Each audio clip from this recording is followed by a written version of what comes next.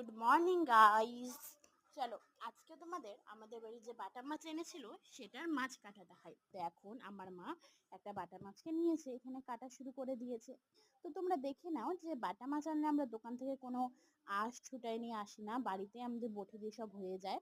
দেখো আমার মা প্রথমে ভালো করে আঁশটা ছুটিয়ে নিয়েছে, আর এখন হলো মাছটাকে ভালো করে হলো মানে আঁশ মাছ যা আছে সব ছুটে নিচ্ছে। আর এইভাবে কাটতে লাগে, মাথার দিকটা একটুখানি কাটতে লাগে।